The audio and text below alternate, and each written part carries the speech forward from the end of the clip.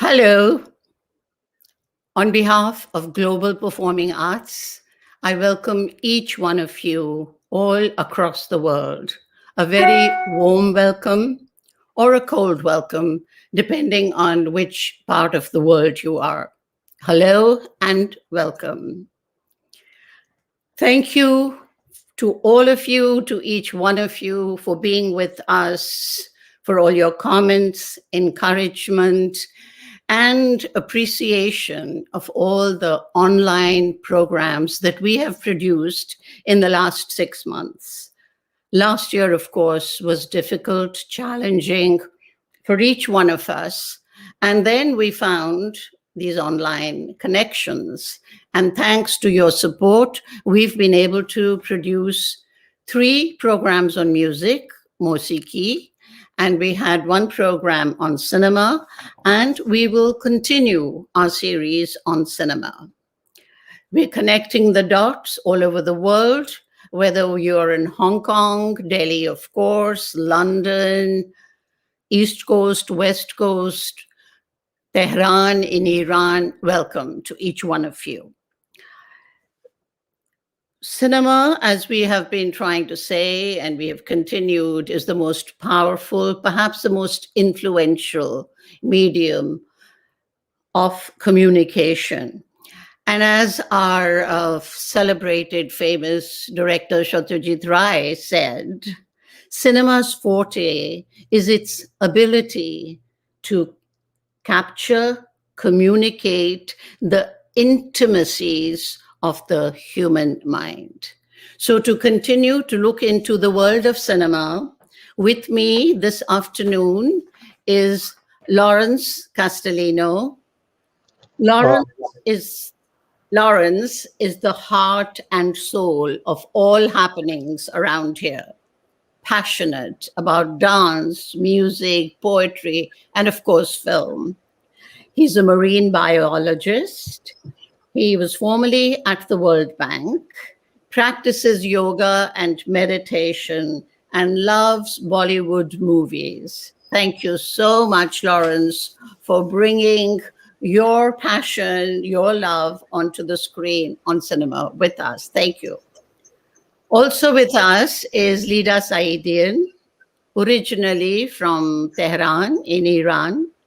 Lida has a bachelor's in fine arts from the University of Haifa in Israel. She has a master's in fine arts at the College of Television and Cinema in Tehran. She has taught art and cultural history at the Strayer University in Tehran. She taught visual arts. Lida is a Rumi scholar. Thank you, Lida, a very, very precious human being. Happy Nowruz. Thank you for sparing the time to be with us, Lida. Nowruz Firuz to all of you. Thank you. Also with us this afternoon is Ali. Ali, born in Lahore, Pakistan, and now lives in Virginia, United States. He's an aspiring, passionate, provocative filmmaker. He has made several documentaries, formerly worked at the World Bank, but has given up that world for the world of the arts of creativity. And Ali is totally immersed in his new project, a multimedia project, Dastane-Ishq. And we all wish you all the best and cannot wait to see your new product. Thank you, Ali, for being here. I am especially looking forward to us analyzing, looking at cinema beyond generations and looking at films through your perceptive and maybe different lens, as it were. Also with us is Uday Kamath, and nothing can be done without him, our technical director, only for this afternoon, a CEO, an internationally recognized, sought-after statistician. He's a gourmet cook, he's a runner, he's a musicologist. He has so many things rolled into one, but most of all, a wonderful human being. And thank you for being with us today. It's all in your hands. So we here are gathered to celebrate the work of an internationally acclaimed filmmaker, DEEPA MEHTA. For Women's History Month, I selected DEEPA. Of course, I don't believe in just women's celebration should be only 1 month, but that's totally another online discussion. But DEEPA came to mind for the amazing contribution she has made to international cinema. She is very well known for her trilogy, Fire, Earth, Water, went on to make Hollywood, Bollywood, and her exceptionally well-made, a difficult film, Anatomy of Violence, Midnight's Children, and her absolutely new film, Funny Boy, that's creating waves all over the world. Deepa's films have been shown at every major, not so major film festival across the world. Her first film that I introduced was Fire at the Washington, D.C. International Film Festival. She is friends of all the festivals, has received numerous awards in so many categories. She has also been given the Governor General's Performing Arts Award for Lifetime Artistic Achievement, which is the highest honor in performing arts given in Toronto. Her new film, Funny Boy, Ava DuVernay, who was instrumental in getting this for Netflix, and it's being streaming at Netflix, said this film that is emotional for the heart and beautiful to the eye. Deepa Mehta's singular vision for adapting a best-selling novel invites film lovers to delve deep into the themes of identity, acceptance, and family. So we are all here to welcome Deepa Mehta. Thank you so much. Thank you so very much. That was Thank lovely. That was lovely, Manjula. So nice. And thank and, you all, Lawrence and Ali and Lida and Uday for helping us out. Uday is going to lead us into the afternoon's conversation. Uday? Oh boy. Hello? Uday, are you there? Yeah, finding my unmute button. Okay, there we are. Thank you, Manjula ji, for the kind words and for the opportunity. Welcome, Deepa ji, as a fanboy. Just a small share written by none other than the great Allama Iqbal Sahab. The share is a homage for you, your work, and for amazing women, especially during the Women's History Month. You have shattered many glass ceilings through your work, and I hope you will continue to ignite fire in generations. more fire. वजूद जन से है तस्वीर कायनात में रंग, वजूद जन से है तस्वीर कायनात में रंग, इसी के सांस से है जिंदगी का सोज दरूं. Women's existence gives the universe its Wow, colors. very lovely. She is the leading instrument in the grand orchestra of life itself. Thank you so much. Thank you. That was lovely. Thank you, Uday. Thank you, thank you. So, Deepa, we'll just delve into, as I keep saying, we have so much. Deepa from Wellham's School in Dehradun, Delhi University, to Toronto, and the amazing achievements as a filmmaker. Can you sort of, filmmaker, meaning director, script writer, producer, sort of in a snapshot, how would you assess yourself as a filmmaker? Your journey from India to Canada in the film world. In a snapshot, Manjula, that's a bit much, but I'll try. It's I think of myself as an Indo-Canadian filmmaker. I mean, I'm very much, I think that my where I was born, which is a Punjabi household in Amritsar, and where I grew up and went to school and university, and my parents. I mean, that has a very solid impact on me and my memory, my racial memory, and my lived memories as a young adult. And then coming to Canada, I really do think that India has given me her stories, and Canada has given me the freedom to express them. So I'm very grateful to both my countries, the country of my birth and the country that I have adopted. Yes. So, Lawrence, you're going to lead us into, starting from maybe Deepa's trilogy, and you have the first, and then anyone wants to add comments to that. Certainly, Deepa. Such a pleasure to be on this panel, and thank you for giving us an opportunity to talk to you. Deepa, you really triggered the fire in me when I saw the movie Fire. And since then, I've been your biggest fan. And it's such an honor to be here to talking to you. Deepa, you just mentioned that you are an Indo-Canadian and Canada gave you the freedom to express. My question to you would be, in the famous trilogy, which is Fire, Earth, and also, in Water, where you captured the Hindu-Muslim issues, these are several controversial subjects. you know so you just talked about that you were born in India and you moved to Canada, but how difficult was it for you to work in India on these subjects? So that's the first part of my question. The second part of my question would be, would it have been easier for you to work overseas? And the third part is, was it easier or difficult for you as a woman to deal with these subjects?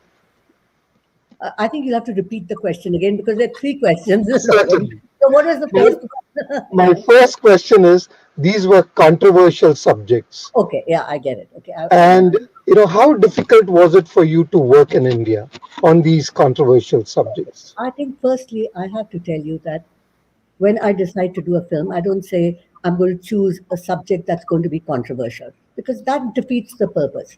I mean, I don't have a message in mind. I have a story and I have my own curiosity about a subject.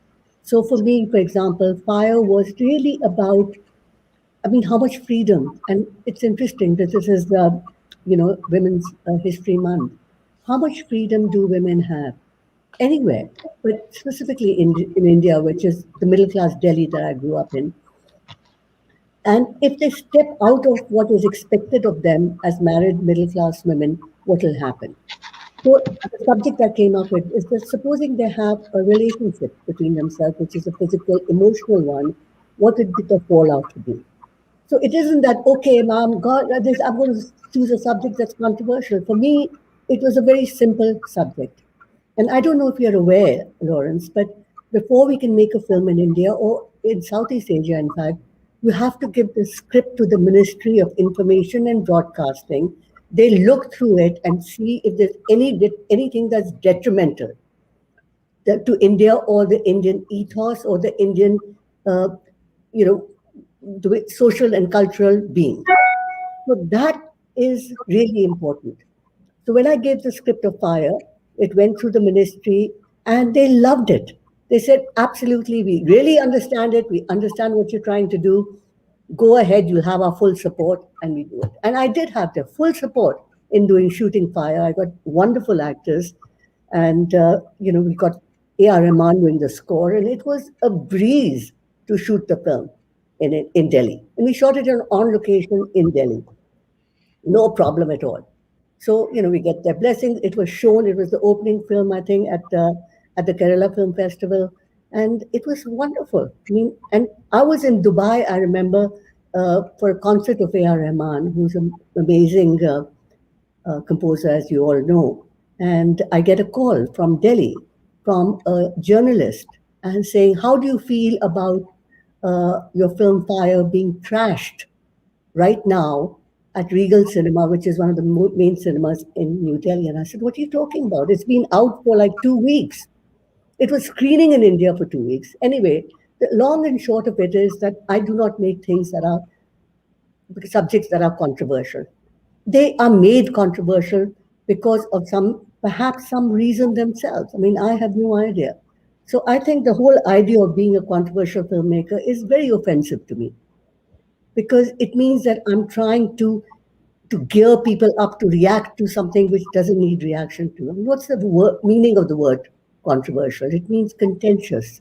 It means to raise the public to make them upset with you. That's not the idea of making a film. I'd like the films I make uh, to have some people let them talk about it. But all filmmakers like to do that. But so that's my idea about controversy. I mean, I think that it's maybe short-sighted to say that Earth was not controversial at all. It was screened. If it was a Hindu Muslim, it was about the partition of India, Pakistan, and neither was water. I mean, again, you go through everything, and then suddenly, somebody says it shouldn't be made. And there's nothing in water at all. I mean, it went on to get an Academy nomination. And it played really well when it was finally released by B.R. Chopra Films in Bombay. So that's the reality of it. And I love making films in India, and I've had no problems in making fun in India. So I'd like to debunk that myth that I'm a high bachari, controversial filmmaker, jo kuch nahi kar sakti. It's not about that at all. I feel very lucky, in fact, that I've been able to make films that have had discussions about women's rights. I mean, all my films are about women in some form or the other. Correct. That's really important to me. Now, if some men have problems with it, then that's their problem. No? I hope Right. that answers all your questions. You have just one question. I have a follow-up question. As a woman, did you encounter any difficulties? Because I don't want to use the word controversial, but Yes, these please are do. yeah, these are relevant subjects according to me. But as a woman, did you have any issues? And I just want to provoke you a little bit more. Oh, Would no. it be different in the current environment to make these films, as opposed to the earlier environment, uh, which was very different? So, what's your thinking about this? Okay. My thinking is I have never ever felt that I've been at a disadvantage making a film because I'm a woman. While I was shooting, while I was presenting the script, or while I was talking to, the Secretary of Information and Broadcasting, whether I was talking to the censor board, or whether I was producing it, even and trying to do sales, whether it was in Cannes or wherever. Never have I ever felt that, and I think that has a lot to do with the way I grew up. I grew up with movies. I don't know, Lawrence, if you know that my father was a Hindi film, Bollywood film distributor in Amritsar. Correct. We had a Yeah. movie house. So I mean, I grew up in movies, with movies, and when I was studying to do my Hindu philosophy for my masters, and I decided that maybe I should become a filmmaker after having been totally anathematic about it. And and I told my dad that Dad, I'm going to give us my PhD or my masters at that point, and take up filmmaking. And he said, "Ha, beta karo, do it if you want to, but remember two things in life. One is you will never know when you're going to die, and the other is you'll never know how your film will be received." So it was a real, that for me has been a touchstone. I do not make a film with the idea of what the reception is going to be. And as a woman, I feel totally that sentence liberated me.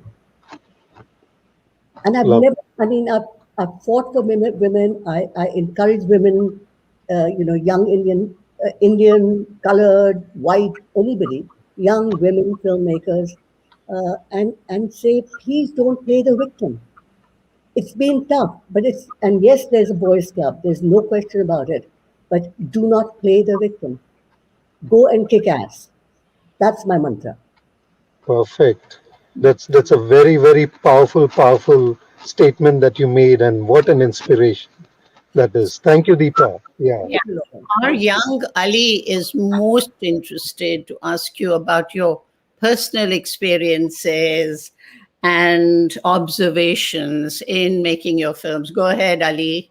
Thank you, Manjula ji. Deepa ji, I think you set up the question very nicely because you're just talking about your early experiences just now.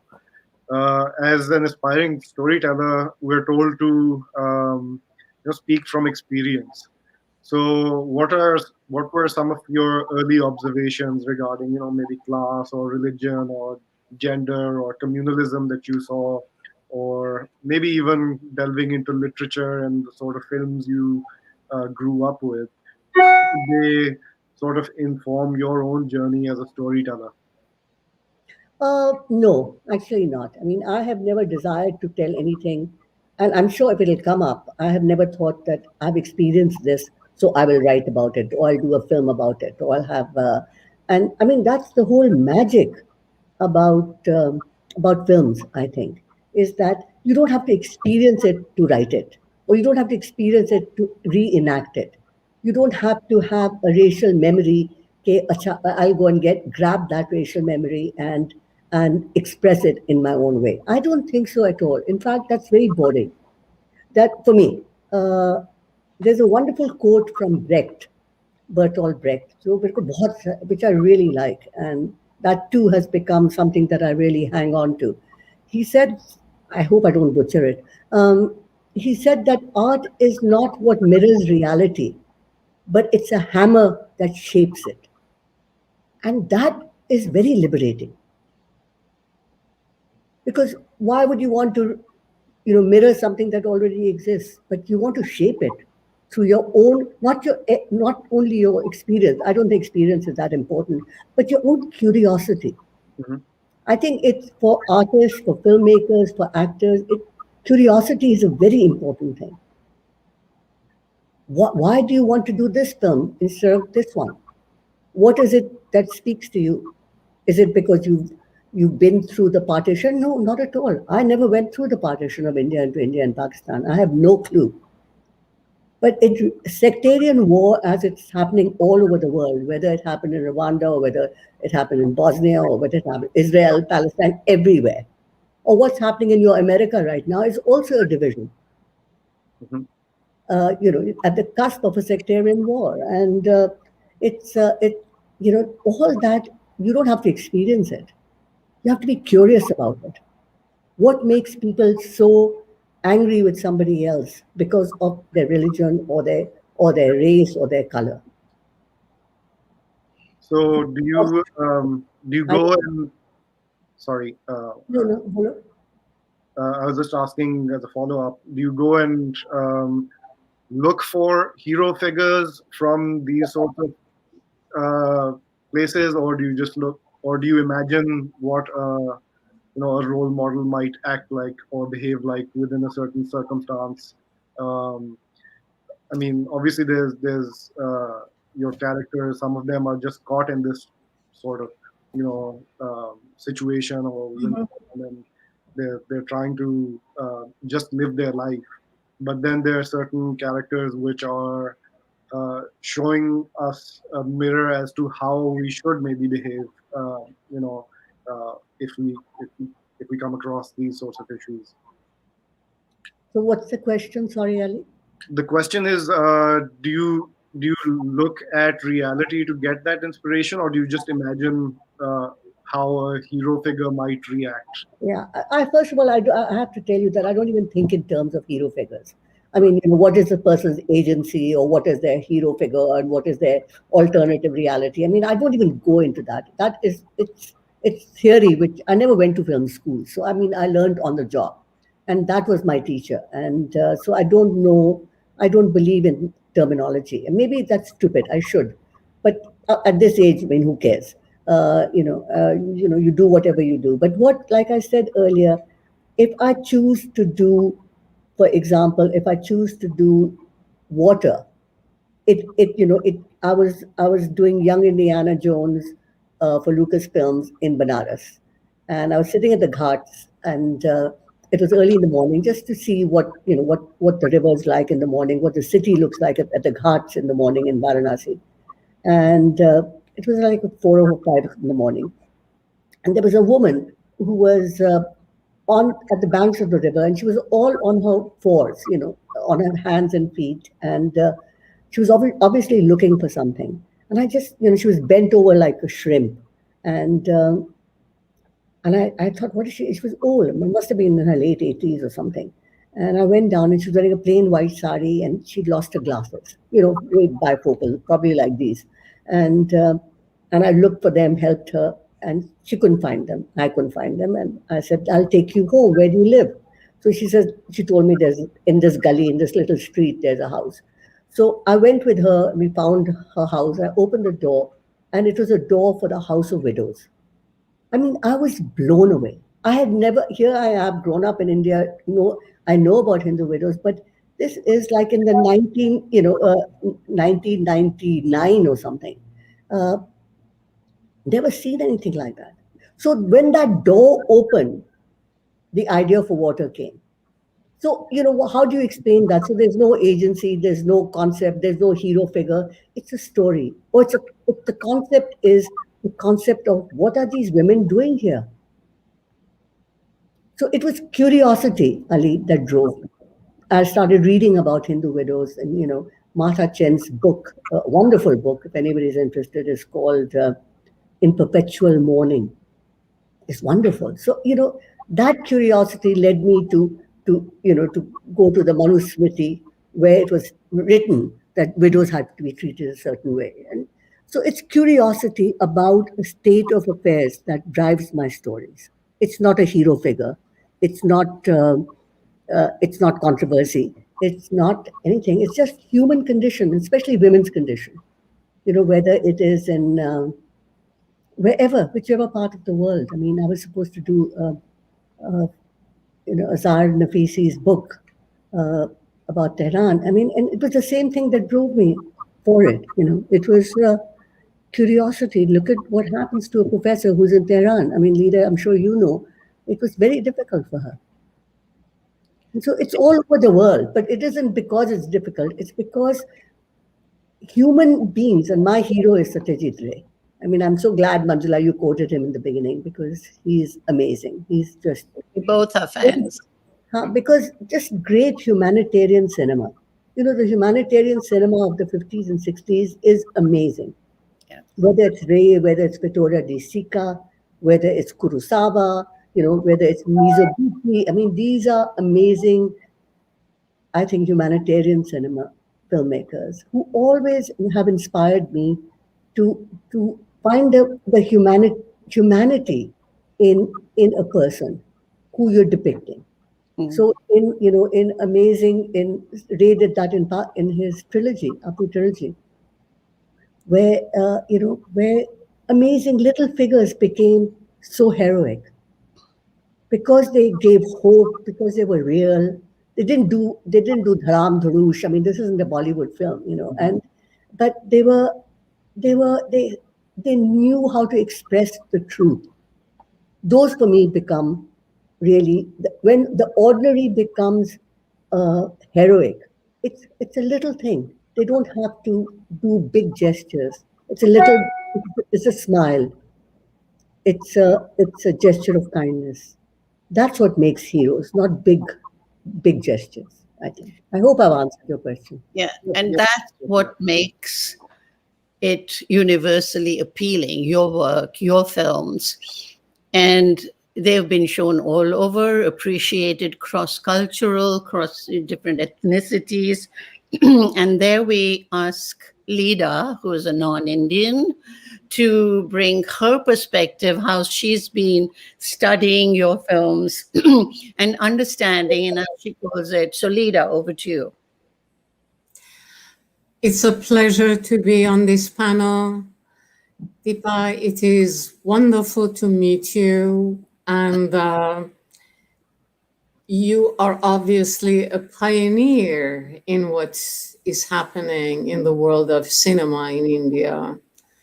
And you, to me at least, the subjects, you are a revealer of secrets.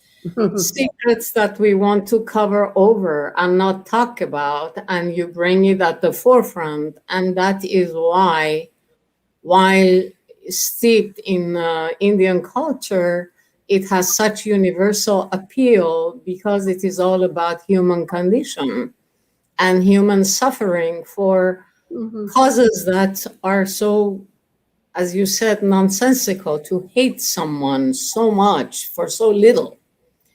My question to you is, being in Canada, how do you select the cast for these movies? And especially for some of the sensitive roles, and do they audition? And how do you begin collecting the personalities for these films? Uh, I'm a great watcher of films. I watch films constantly, Leader. So whether they're Bollywood or parallel cinema or Western cinema, it doesn't matter. I mean, I like watching movies and I like watching out for talent. And my mother watches a lot of TV and a lot of films. And I mean, so, she'll say something like, you know, have you seen John Abraham? Maybe you should look at him for water. I said, Mommy, what are you talking about? He's a macho guy. And she said, no, no, no, but he's very sensitive. So, it's like that. I mean, it's not a big mystery or anything. I mean, and I said, okay, I'll check him out. So, I saw a couple of his films, and then I don't usually get a casting agent because I don't work like that. I don't, Ali, you should know this as an actor and a filmmaker, that it's much better not to audition actors, I think, because it's a very false atmosphere. You get them, they come there, they sit across you, and they read their lines, and it's really stupid, because you as a director, it's your duty to know what they're capable of doing. And I think that to have an audition and somebody, and Rita, to go back to what you were saying, that to have somebody, project in 5 minutes is doesn't work for me. And I've never auditioned anybody for lines ever, and I never will. But if I like somebody, what I do is, I think that they really have potential to be a certain character. What I do generally is reach out to them and have a cup of tea or a coffee together, and we sit and chat for 1 hour. It's not about the role necessarily, but it's all about what drives them, whether it's a woman or a man, and depending on how that conversation goes, and that's very human. And I think you have to be very brave to be an actor. I have great respect for actors. I mean, to go out there to be rejected, I couldn't take it. But so this is amazing what they do. So this kind of a situation of casting somebody, I think, is very civilized. It takes into account that they're human beings. It takes into account that they have something that is very precious, and one has to respect it. And then based on that conversation, I might meet them again and we can talk about the role. Or I'll just say, I think you'll make a wonderful Narayan. I told John that, for example, and that's how he came on board, because my mother saw him in something. I mean, that's the way it is. Or I see a film and I say, my God, I knew Shabana would be wonderful in Fire, for example. I'd seen all her films. I'm a big fan of hers. So that was a no-brainer. But Nandita had never worked in a film before. It was her first film. So I met her. I mean, I met her in Bombay at, I know, whichever hotel I was staying in. We had coffee and we met together and we talked about Fab India, which is a shop we always shop in Delhi. I mean, it's very human on a very personal level, because the whole relationship between a director and an actor is a very personal one. And for me, it's not that, okay, now I'll say action and you have to start acting. I mean, I go through really long workshops with the actors. Once I've selected them, and the selection always on a very instinctive basis. I do my homework, I see the work they've done, and if they haven't done any work, then I talk with them. Most of the actors that I worked with, I spent a lot of time talking with them. Maybe 3 cups of coffee, or over a period of a month or something. But I want to get to know them, what they want to do, why they want to do the role that I want them to do. It's not just to get a job, but it's also what drives them. So it's an innate respect for the amazing work and how vulnerable actors are that I approach them. Deepa, So that is why the freshness is there, that it does not look like it's tired acting. It's just spontaneous and it's fresh. They do that in Persian cinema a lot. At times it looks like documentary to the viewer Well, you have because it's not. amazing filmmakers. I mean, some of the best filmmakers, are.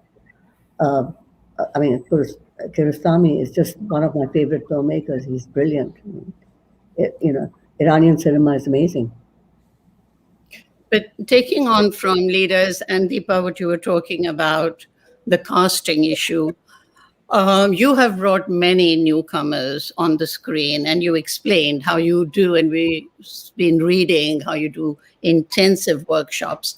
But I am amazed at the way you have brought little actors. I mean, I really, really want to hug RG and Sarah from Water. Oh my God, I couldn't take my eyes off that little girl. And Earth. So how, as a director, very, very few directors, Indian, Western, can actually make children act naturally with emotion, passion that you have done. And I don't know how you do it. It's really simple. I mean, with kids, it's not about explaining to them what the role is or what I want from them. I don't say, okay, now you have to be very serious, because kids really don't react that way. They look at you, and you can't say to a kid, your motivation is this. I mean, what is a motivation for a kid? But what I really learned from filmmakers, especially Ray, I think, who worked with kids, was I think he said, or maybe I think he said that. He talks to them, he talks to kids, he talks to kids and asks them what makes them happy, and or what makes them sad, or what do they get very happy, what do they get very excited about, and when do they feel disappointed, what do they do when they get angry. So these are very clear emotions: anger, excitement, happiness, sadness. So what I try to do with the young people that I work with is to find out exactly those answers. So in fact, Sarala, who is from Sri Lanka and played a wonderful role of Chuya in Water, she was brilliant. I mean, just a brilliant young girl. Unforgettable. So she's just fabulous. And little RG, I mean, amazing. Little Maya in Earth is just fabulous. They're all these young kids. I mean, so what I did with Sarala, I mean, I remember this with Sarala. I said, Sarala, what makes you really happy? She says, when I see the actress Kajal, it makes me very happy. So I said, for example, so it was like, I said, okay, so I keep that in the back of my mind. And once we, if I want her to have, there's a scene in Water when she has as a widow, she's not allowed to have sweets or laddus. Laddu. She has a laddu, which is a sweet. And she puts it in her mouth. And I said, Sarala, you're very happy. And she looked very quizzical. So I said, and she said, yeah, you just seen Kajal. So, I mean, I said, when you bite into the laddu, you just think you've just seen Kajal. So she got immediately. So that's the way you work with actors. I mean, I'm sure other people work differently. But that's So Deepa Mehta, the psychologist first, and then the filmmaker. No, I think a very practical person first. I mean, it doesn't, but it works with kids. It really does. I mean, and also I mean, kids are wonderful. I mean, they can also be a pain, but they also, they like you taking interest in their lives. So whether it's, I love cricket, or I don't, or I hate cricket, or I get very upset when my mom yells at me. Just little things, and you keep them in mind, and that's your homework as a director. That you have to take you into what I think may have been one of the most difficult films. It was not difficult for me to watch, but the story behind The Anatomy of Violence, based on a real true happening in India. We had all read about, the Nirbhaya. And then for you to make that film with slightly different approach, angles that you told the story, And so, if you could just share your insight into the making of that very difficult film. I was asked by a wonderful producer in the States to uh, that she really wanted to do a film on the Nirbhaya case, and and I said, okay, I would like to do the script. I would like to do a workshop with all the actors, and about how the film unfolds, because I had my own thoughts about it. I mean, I wanted to look at the angle about what makes a rapist, not the actual story of the rape or what happened to in the Nirbhaya case, but what how did these guys think? I mean, how do you get to that point? Was what really intrigued me. And Ali, as I was talking to you earlier about, this is what I call curiosity. It wasn't trying to find a hero figure or anything else. It was about curiosity. So that's what motivates me. So I said, okay, let me do a workshop. And I collaborated with it with Neela Mansingh, who's my dear friend and a wonderful theater director in Chandigarh in India. And she has a group of actors that she works with in her company called The Company. And so we got it together. We said, let's just do it from a workshop point of view, that they're these five guys, and they start at a certain point and they end up and the film happens before the rape, and then after that. So let's just workshop it that way. So we told the actors, and I told the actors that, this is where you are. You're a young child, and how have you been informed? What happens to you? So we were doing the workshop, and I thought, my God, the workshop is so brilliant. This is the film, in fact. So my assistant, who was, doing it was shooting it on her Canon so we could record it to write. So I could write the screenplay. I said, Maithili, please start filming it, and that's how the film happened. Because we started filming the workshop itself, and it was so intense and so, we finished the film in like 8 days of shooting, because every day, the actors themselves brought the story forward. What makes a rapist? Yeah. Now, you had a screening of that and a panel discussion at Harvard University following Yeah. The Anatomy of Violence. I find every time I have had a screening of one of your films at a Western audience, very few Indians, I see them reading the films differently. And therefore, huge discussion at the media screening of Water. One of these, Bob Mondello or someone, we were coming out, and I said, so what did you think of the film? And he says, oh, it was depressing. I said, no, it was not depressing. I thought it was very affirmative of life. So do you find that, apart from individuals, but even like Eastern Western approach or understanding of your films is different? I think it isn't Eastern and Western as much as, to a little degree, it is. I mean, it's also, I mean, you have to understand, like for the West, what have they been exposed to? It's either also all Indians or all, Southeast Asian films have to be about song and dance. I mean, where's the Bollywood song and where's the dance? That's essential. Or if you get a little bit more intellectual, it has to be like Slumdog Millionaire. That's also very accessible for them. And or it's about, they'll understand about yoga and meditation or poverty. Those are the, touchstones. Things are changing as people are becoming far more in fact, Indian cinema and Pakistani cinema, for that matter, and or Iranian cinema has to be about children. It's very superficial. But I think that is changing. So Western views they get this disappointment when there isn't the requisite song and dance number, or there isn't a big talk about yoga and meditation, or we don't see acres and acres of slums. So luckily that is changing, and I like that. But and Indian audiences actually also feel that why are we showing the poverty?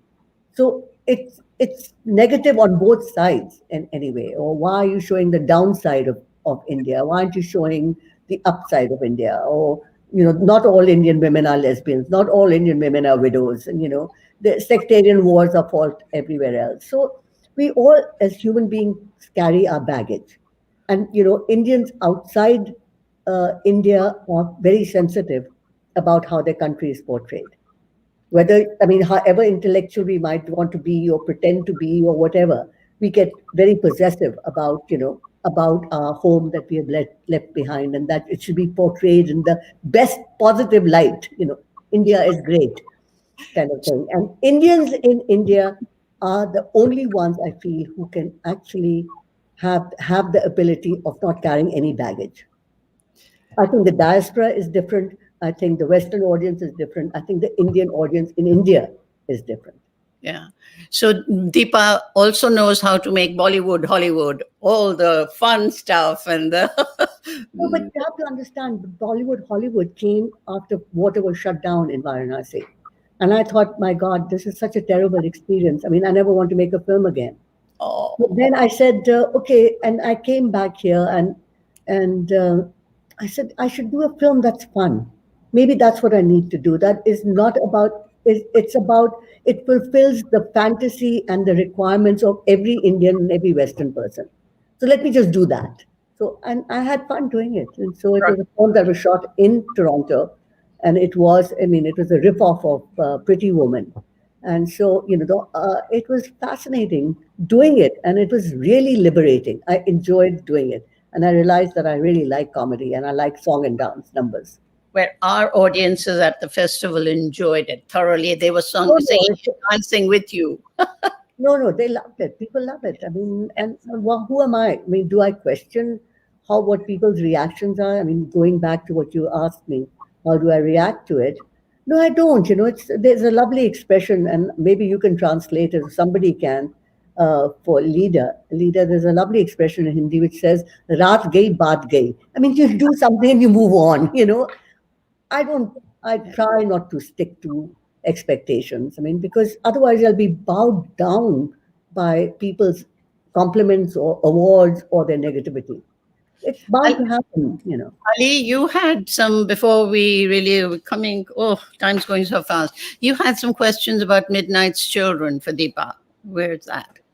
हाँ जरूर एक quick clarification because you called me an actor and there are some I said filmmaker actor. पता नहीं मैं क्या actor हो शायद. That's a compliment. But but वो वही है कि मेरे कोई रिश्तेदार दोस्त देखेंगे तो वो कहेंगे इसने ड्रामे तो बड़े किए एक्टर कोई नहीं है. तो कोशिश करो. You're a very good on camera. हाँ जरूर नहीं कभी मौका मिले तो going to Midnight's Children, I guess ये अच्छा मौका है क्योंकि आप realism की बात कर रही हैं, positivity की बात कर रही हैं, negativity की बात कर रही हैं, but at the same time in Midnight's Children you're delving into fantasy and you're because of the nature of the Midnight's Children themselves, right? Could you speak about what it was like making that movie, what it was like working with Salman Rushdie, and reflecting backwards, there's so much content that was compressed into those 2.5 hours. Would you do things slightly differently? I know you just said that once I make a movie, I'm done, I'm moving on. But no, not necessarily. I mean, moving on meaning that of people's reactions. I mean, you can't control them. Once you do your work and you put it out in the world, how it's received, whether it's positive or negative, it's not up to you. So to carry that baggage of somebody's opinion is, I think it doesn't work for me. I mean, some people might learn from it, but I don't. But what I have to think about looking at my own work is very different. I mean, you asked, I mean, the question was, how do you feel about when people react to your work? That's different from the way I would react to my work. Of course, I look at my work. And I look at my work and not necessarily right after it, but maybe with a little bit of distance, I can look at it and I can be quite critical of my own work. and or say, oh, I wish I'd done that. Why didn't I? What's the point of doing that unless you learn your lesson and you never do it again? So I mean, I think that one of the most amazing experiences of my life was working with Salman Rushdie. He is, I mean, and I worked with many writers, and he is an extremely generous person. And he said to me when I said I wanted to make Midnight Children, and I said, why don't you write it, Salman? He said, are you nuts? You write it. You just go do the film you want to do, and then show it to me in the rough cut stage. I do not, he never interfered in anything. And that's a real gift. He's completely egoless as far as that is concerned. Just amazing. I mean, I really had a lovely time because his generosity and his belief in me, was it was liberating, because that's what helps a filmmaker to go forward and to use their own imagination. And and I did that. And sometimes I'd call him in the middle of the night when I was in Sri Lanka shooting it, and he was in New York, and it was. And say, Salman, I'm really not getting my head around this character at this particular point. I mean, I love doing the magic realism, by the way, Ali. I mean, it was, I think, fantastic because I'd never done it before. It was like, for me, like doing Bollywood, Hollywood. I mean, I'd never done it before. So there's a sort of a childish eagerness, it's like, oh my God, how wonderful I can do this. So it was fascinating. It was a challenge, the way the dancing was in Bollywood, Hollywood. But this on a more cerebral level was a real challenge. And he was really always patient and very generous, giving me an insight into what made him motivated into doing a thing. Looking back at it, I think maybe it struck me about 3 years ago that, this Midnight Children would have been better served. But this was before the streaming services really took off. I said it should have been a mini series. It should have been a 6 1-hour to do it complete justice. And then I think I'd done a film called Leela, a series called Leela for Netflix in India. And Salman rang me up and he said, how did I feel about Netflix wanting to, they bought the rights to do Midnight Children and do a mini series on it. And I said, fantastic. For me, it was such a relief because finally Midnight Children would get its proper space as cinematic space. 6 1-hours is the way. So, I don't know, it never happened. In fact, I made many suggestions on who should direct it because I was so excited because it's not personal. It's about the work itself. It deserves 6 1-hours. So if you know anybody that, who has lots of money and wants to do it, they should do it. There's so much material in that. Now, Yeah. Lida and I, as we've been discussing your work, seeing some of your films, and Lida wanted to know about influences. Lida, you had a question about what movies Deepa watches. Well, Deepa, in one of your interviews, you were asked about the genre of movies that you watch. And I was very surprised to hear you say that you love watching horror movies. I love horror movies. And I was perplexed about that.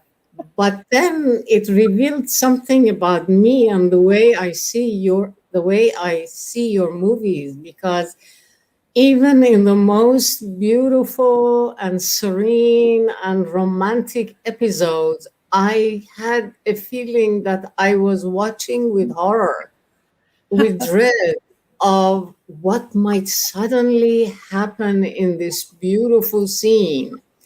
And I want to know if you want to keep your viewers on edge. Is that something you mean to do, or is it just me? I think it's just you. I mean, you give me too much credit, Lida. Thank you. But I don't, that's all in the script.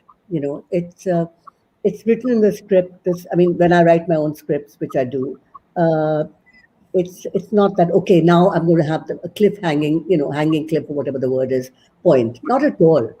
It's how the story unfolds. I think it goes back to, there's a wonderful book called the Natya Shastras, which was written 2000 years ago in India.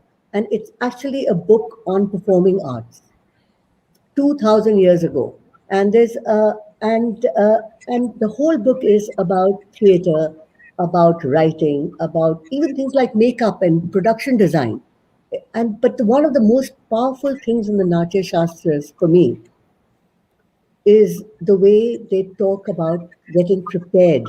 Whether they talk about theater, how do you prepare to get to a theatrical performance? And the way they prepare is the way actually we have taken it through my friend Neelam, uh, and we do a workshop of 20 days or 10 days or even 5 days with the actors before we start shooting. And that is all based on the Natya Shastras, how they say how we prepare. And one of the most important things that they say is, what can you do that's unexpected? You're still in character, but it's unexpected. So it's during that point between the script and before you start filming that we discover what is the unexpected nature in the character that the actors are playing. That's what the workshop is about. To discover something new, the smell, which they will bring or I might discover, but that happens in the workshop. So the unexpected moment, whether it's a moment of trepidation or whether it's a moment of my God, what's going to happen next, happens at that point, and it's quite clinical. It's interesting. Yeah, I So hope. it is that unexpected that kept me on Yes, edge, yes, and yes. and because someone without the knowledge of the lovers is watching them, that should not, who should not be watching, and that made me be on edge of what might happen suddenly. What would this viewer do suddenly to disturb the beautiful peace that seemingly exists? Yeah, it's the unexpected moment. The lovers are inside there, inside the garage, they're kissing or whatever, but we never see them. And but the minute the parents arrive, you know that they're going to, and the brother decides to, we're talking about funny boy here, just to give it context, and the brother decides that he's scared for his younger brother, and he takes the father into the garage.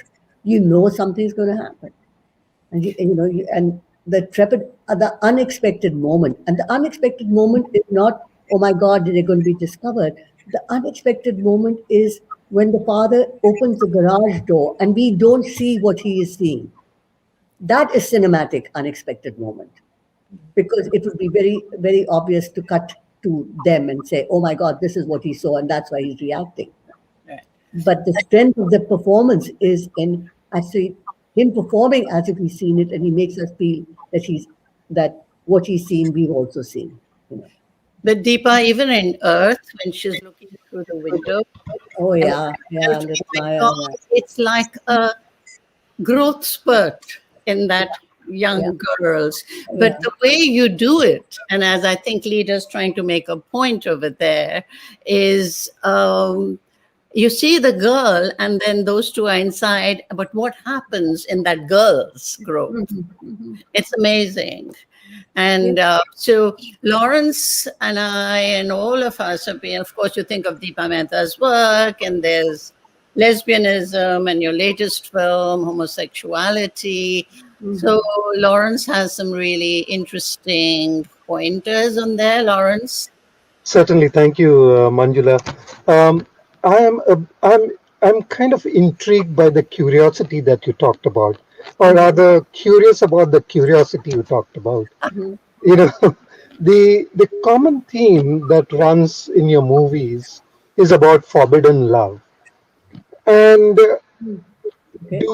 is there something, someone, somewhere, or in some relationships you saw in your own life that inspired you to take up these controversial subjects? I'm using the word controversial once again, but what kind of made you curious to deal with the subjects and put it out over there? That's an interesting question. I mean, what you call controversial and forbidden is, I think, is exactly what makes me curious about those subjects. Fantastic. Because the very fact that you use forbidden shows me where you are coming from. something that a lot of people in the world right now consider absolutely normal. Homosexuality or lesbianism is forbidden. So, what is your racial memory that makes you ask this question? Is what I'm curious about. You see, I'm a big subject of this, and given my own, inclination, you know, I mean, there's no question about it. I'm very comfortable with that subject.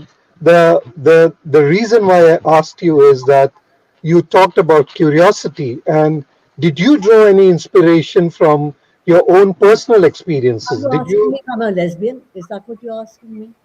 No, I'm just asking, did you see it anywhere in your own personal life, somewhere, someone you knew of, or, some encounters that you have had that drew you to, make Or, these films? or perhaps Lawrence wants to know, how do you base your research? Is it Correct. on one-on-one? Is it about reading? And how do you? I think, just one second, please, Manjula. I think that it's a very valid question.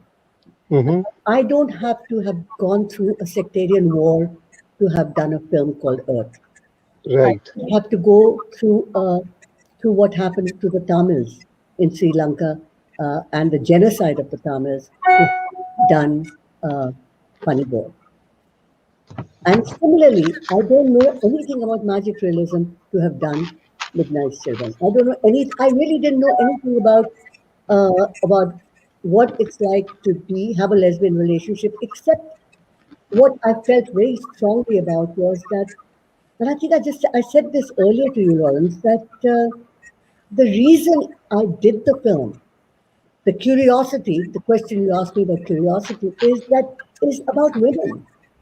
I mean, we are so bound by tradition, what's forbidden, what's not. I'm talking about Indian women in India, Correct. and especially 20 years ago when I did Fire, was that what happens if they go the distance or take a step forward, what is not accepted by society, because many things are not accepted culturally or in society. That was the reason. And I remember thinking back and I said, what could it be that would be so way out for them that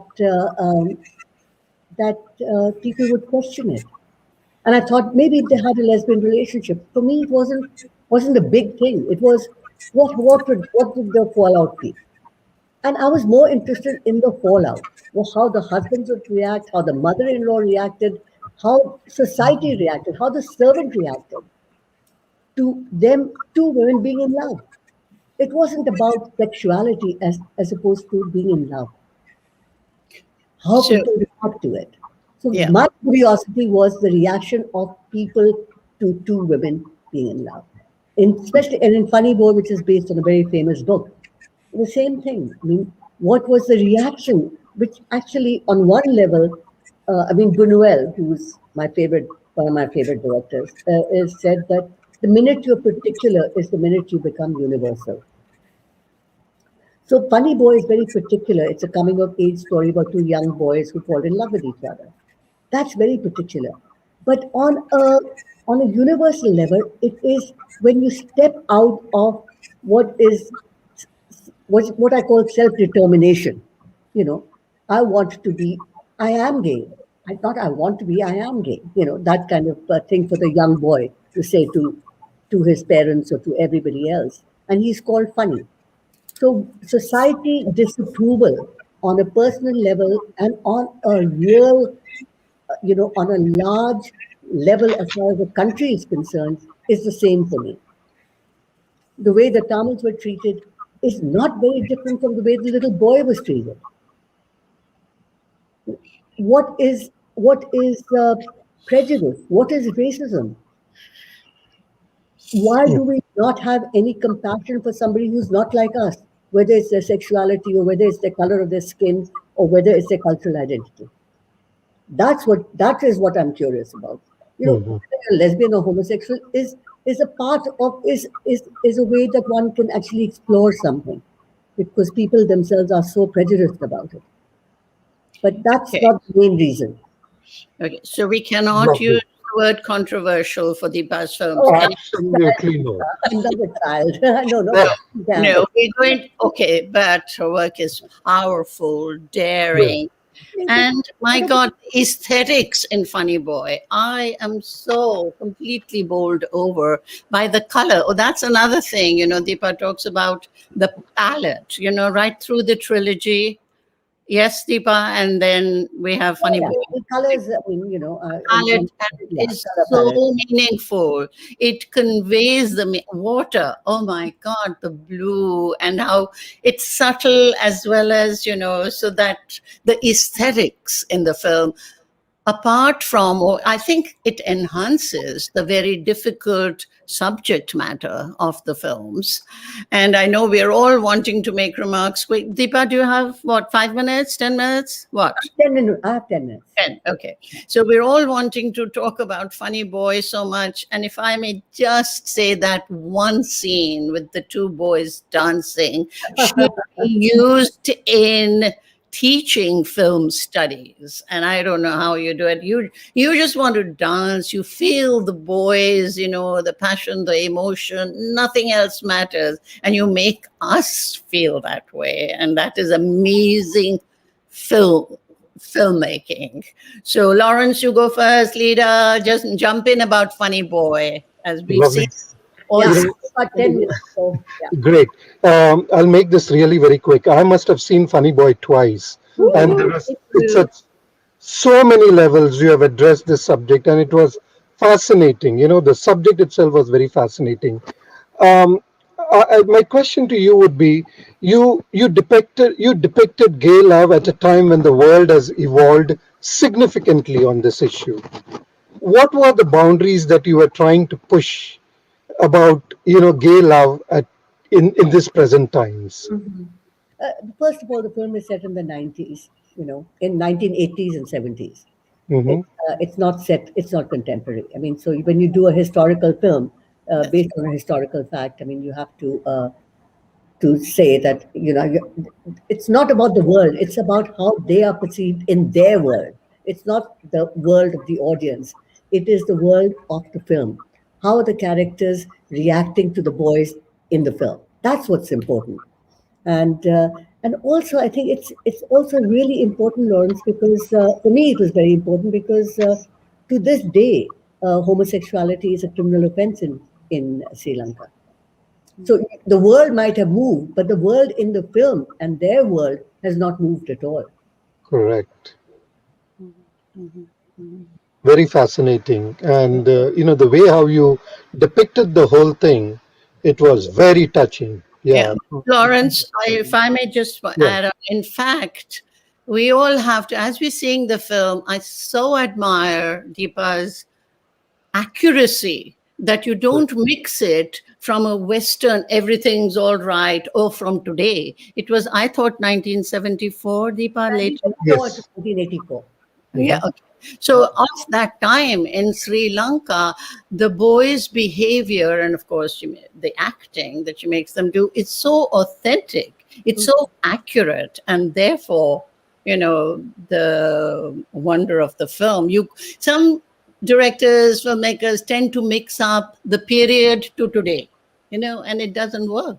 Whether it's in dress or whether it's anyway. No, Lead but all of you are film lovers. So, I mean, my big inspiration for Funny Boy was a film of Vittorio De Sica's film called The Garden of the Pinzi Contini, which is all about before the Holocaust really took off, of a really rich and privileged family in Italy who was Jewish, and so they were having a lovely time playing their tennis, and just the way this family in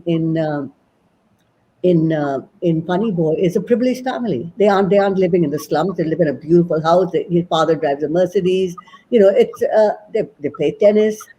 And then I'll use a colloquial, when the shit hits the fan, I mean, they are so unprepared for it because they feel their wealth is going to protect them. But, when it comes to genocide, or when it comes to totalitarian, rubbing out of race, your wealth cannot protect you. So, so Pinzi Contini, The Garden of Pinzi Contini, but please check it out. It's just one of the most brilliant films I've seen. Really, I must. I'd like to watch it. Leader, you had some points about Funny Boy. Now, you and I talked at length about it. Well, as a non-Indian viewer, definitely I can say that I see your films not only for, their visually pleasing effects that they produce, but also for me, it's history, world history. It's extremely educational. It's human condition. It's something that all of us share. These are problems that we all share. All societies do.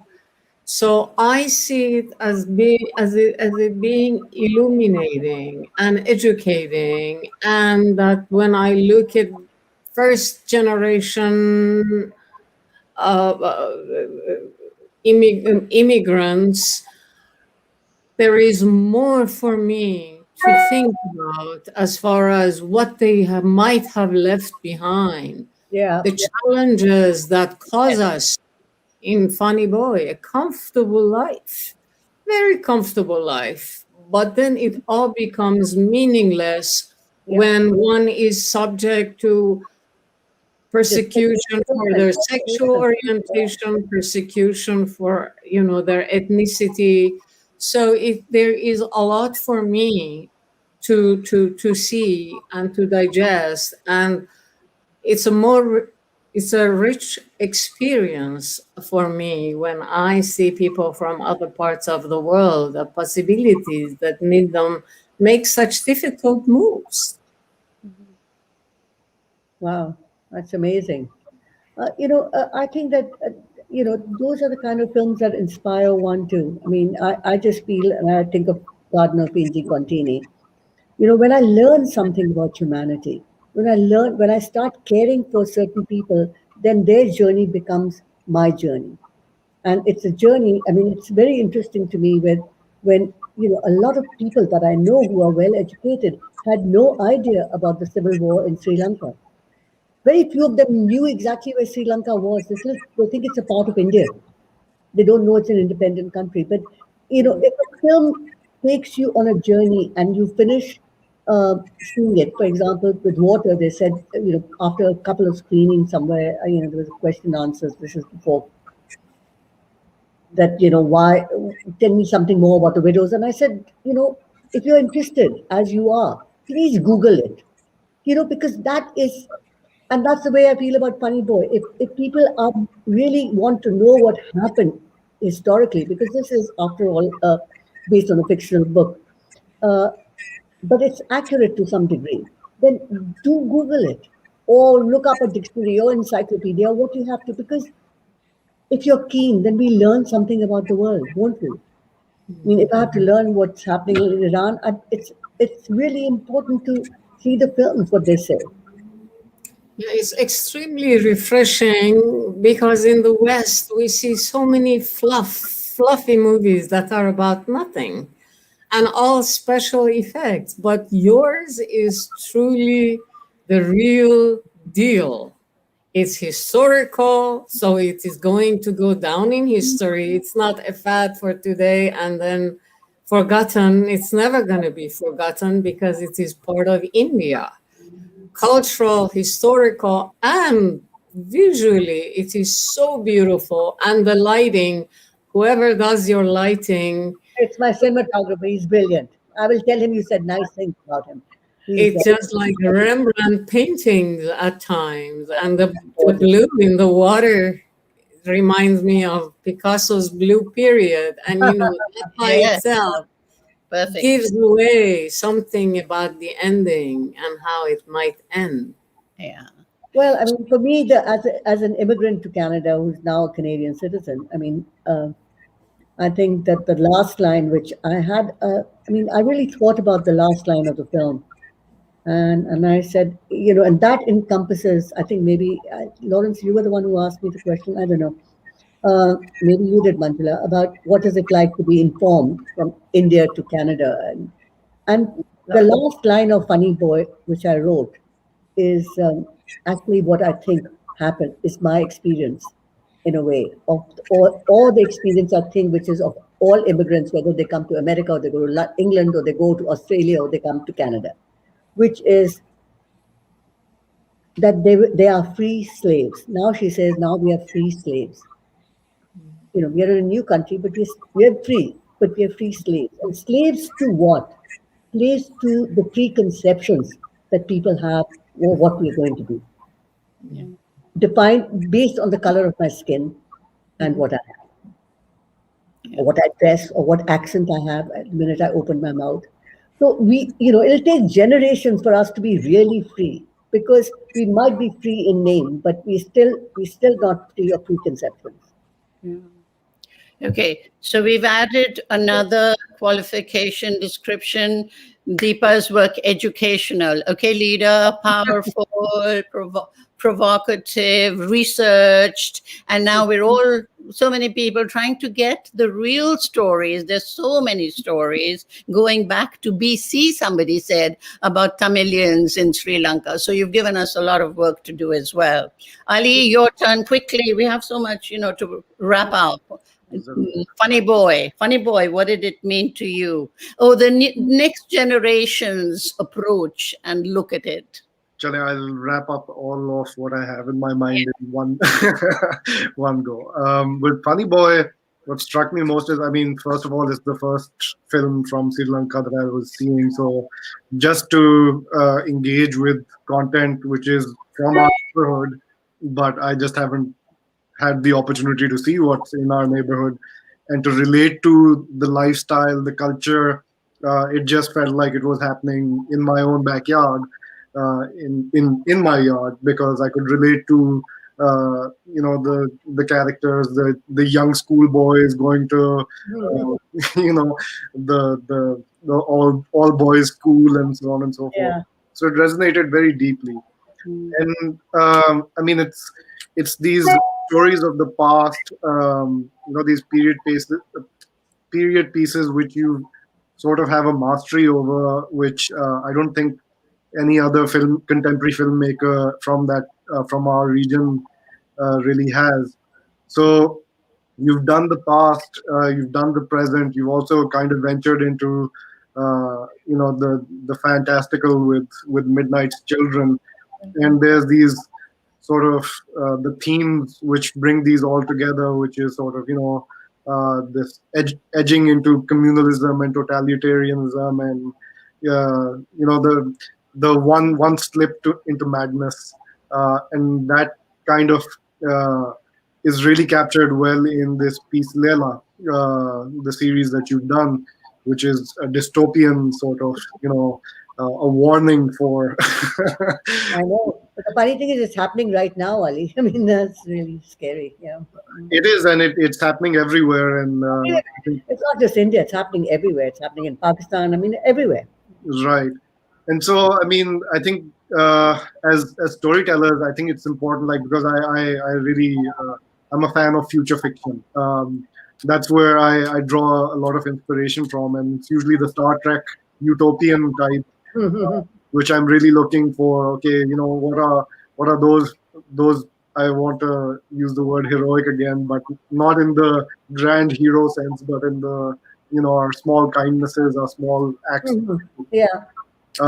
And I guess if you can comment on maybe the tension between representing future fiction as dystopian or utopian. Would you in your future work maybe attempt a utopian version of the world where we can actually see some positivity, because we're all very afraid of totalitarianism, and it's a shadow that hangs over us constantly, but we don't have the positive representation of what could a future look like. I tell you, I think that perhaps this is a generational thing, Ali. And as you're a filmmaker, I think I will leave up to you to be the optimist, because I certainly am not. So I think that I'd be the first to champion it, because I think yes, but there has to be something that's utopian.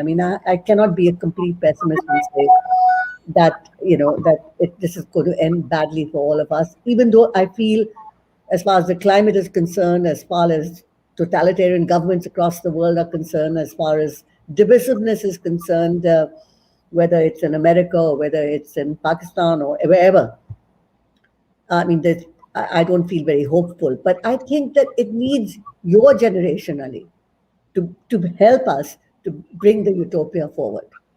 So it's up to you. I would love to see it, but I know I can't do it because I'm a victim of my own prejudices, if you will. No, but Deepa, you're going to pass on the baton, as it were. So as we are, slowly, sadly winding down on this, concluding our theme being poignancy, passion, provocativity, politics, and we've added so much more in Deepa's work. Deepa, your quote you used earlier, and I've heard you say that elsewhere, art is not a mirror held up to reality, but a hammer, which you quoted earlier, with which to shape it. So I'm asking, in closing, how do you see the role of cinema, and the power of films to at least move, to bring awareness? We talked a lot about the educational aspect and somewhere, about the future. So I'm asking, how do we look on and how Deepa Mehta can change the world? Oh my God, I have no promise of no, no, it's not. I mean I don't think that cinema can change the world. I really don't. I think if it's meaningful and it's good enough for me, if it can actually start a discussion. I'm not talking about dissension. I'm talking about a discussion, which is civilized, with which one can learn something. And that, for me, a dialogue is more than enough. I have no desire. I also know the limitations of my own ability to change the world. I think there are very few. I mean, that's the reality with Manzula for me. But definitely, if people want to talk, the way they did After Fire, when it was screened at your festival in DC, it was fantastic.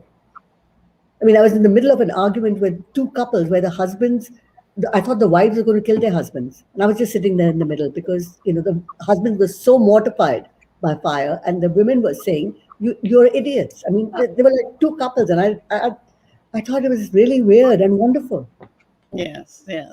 But in the world, in the United States and in the world, and where to make it, when these very powerful films have been based somewhat on Black Lives Matter or the black and white issue in this country, unless the conservative, the white supremacist, they are sensitized, and it has happened, the power of films where they say, really? Was it that bad? Is it that bad? And you start questioning your own standing, your own point of view and all. That's where I think the power of arts as such comes in. But I'm going to let all the panelists maybe have the last few words, and then Deepa has the last. Oh, yeah. I have a very important appointment. So. Lawrence, quick. Real quick, Deepa, this was really fascinating. Got a lot to, learn from you. Two takeaways from me is curiosity. And the second most important thing that you mentioned is the whole relationship between a director and an actor is not about the actor or the director. It is at a very personal level. So you need to get to that depth in order to bring out the essence of the relationship in a movie, which you have done. And these are the two things that really kind of impressed me, from this discussion. Thank you, Deepa, once again. Really amazing. I mean, it was wonderful. Your questions were wonderful. Thank you. It's food for thought, and even your questions. I mean, I'm curious about you now. So it's very interesting, how that happened. So Thank you so much. Certainly. Thank you, Deepa. Leader, Thank you so much. I think this is, on a personal level, is a great beginning for Nowruz, the new year for me. Hello, happy Nowruz. Seeing you, being with all of you, it's a great beginning to a good year. And they say you can judge the year by its beginning. Oh, So wonderful. that's We it. all Right need note, a good the right beginning. All of note. us need a good beginning. Yeah. Thank you so much for giving us your Leader. time. Thank you, leader. Thank you so much. Ali? Anji, thank you so much. Ji. This was very insightful and informative. मेरे ख्याल से Manjula ji was saying, how will you change the world? So I think we all recognize that you've already changed the world through your You've contribution. changed our world. I mean, we should really, these are heritage pieces that you've created for us. So thank you Yes. for joining us, and obviously looking forward to what you're going to produce next as well. I think leader knows what it is. It's a horror film, right, leader? Oh, Zabardast. Shining. But there'll be everything else in it as well. And it will be a beautiful painting, painterly. Deepa, we all wish you So all much. the All best, of it. you know, for Manjula, women, thank you. forever, Thank you. forever. Thank you so much. Yeah. Jio Hazaron Sal Jio. Namaskar, all of you. Thank you. Happy Thank Nowruz you. to you. And thank Thank you all you, Deepa. so much for making such an enjoyable evening. Thank you, Manjula. You're amazing as ever. As in 20 years. Bilkul Dil nahi se bhuli. dil, dil se dil. Shukriya. Amazing. Thank you. Yeah, thank you. Thank you. Uday, where are you? Uday, Thank you there for being such a wonderful thank you so much. help to all of us. And I loved your shairi in the beginning. So thank I you. know. आपके Thank लिए you so much. खास Thank you. women's celebrating Deepa's work, everything. Uday, precision perfect as always. Thank you so Thank much. you all so much. Thank you. Everything well. Thank you. Good. Bye, Deepa, Deepa. Bye-bye. Bye. bye bye. Bye. Uday, how many people did we